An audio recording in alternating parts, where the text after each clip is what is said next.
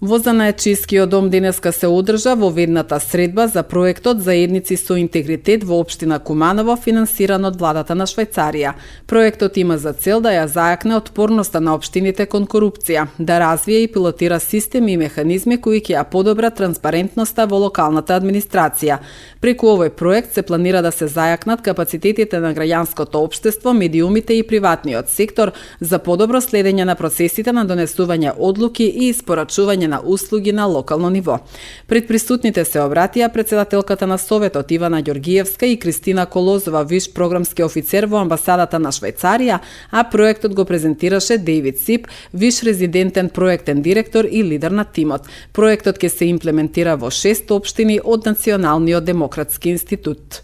Тоа што учествувате конкретно во овој проект, кој што би требало да ги зајакне капацитетите на институциите и на граѓаните да препознаат и да се борат против корупција, е особено за честитање, затоа што овој проект не е класичен, типичен проект во кој што вие поминувате низ неколку облуки, па после се купува одредена опрема и завршен проектот. Ова е напорен проект, ова е повеќе од проект, ова е процес во кој што треба да се градат не само вашите капацитети во општината, туку и на невладиниот сектор, па и на медиумите, за тоа како да се намали простора, да се намалат оние опции во рамки на вашето работење кои што овозможуваат коруптивно однесување од било која страна. Тоа подразбира не само обука, туку креирање на механизми во рамки на општината, подразбира можеби именување или креирање на нови законски решенија за одредени процедури внатрешни.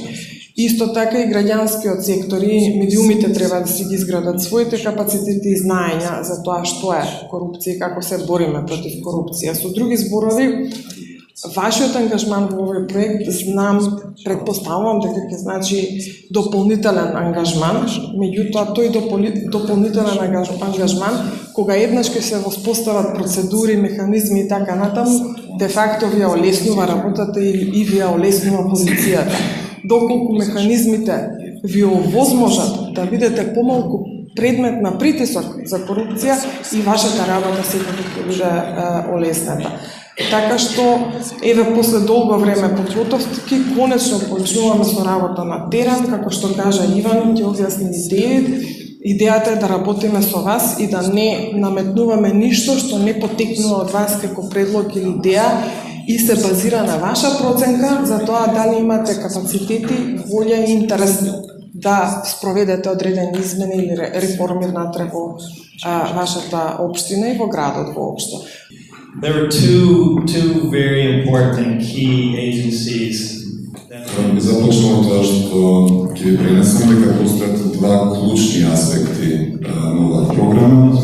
Има две клучни агенции со кои што ќе се соработува, тоа се Државната комисија за спречување на корупција, како и Државниот завод за ревизија, кои што се многу важни за дизајнирање на програмата, но исто така и на спроведувањето на истата.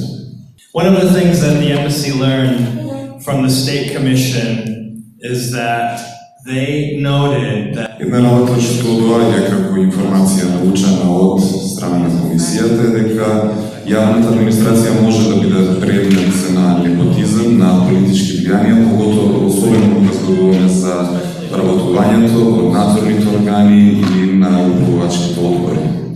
in the 2021-2025 Националната стратегија за спречување на корупција и на конфликт на интереси 2021-2025 година гледа јавните набавки како потенцијално место кое што е под ризик од корупција, особено во областите на здравството, образованието, издавањето дозволи, лиценци и така натаму.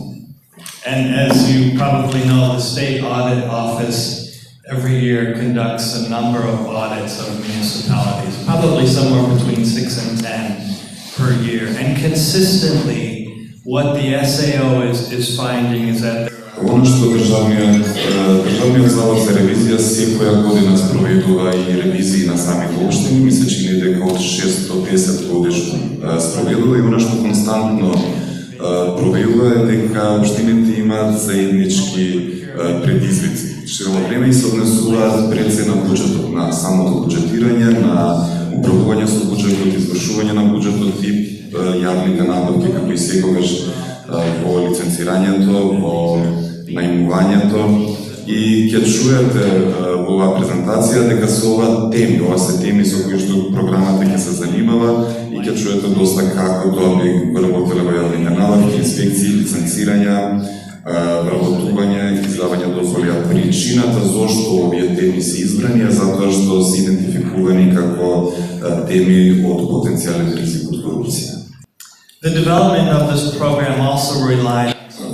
Исто така проектот се ослонува доста на анкети на јавно мислење кои што се спроведува изминатите години. Велат дека некои 60% од граѓаните се загрижени од потенцијална корупција.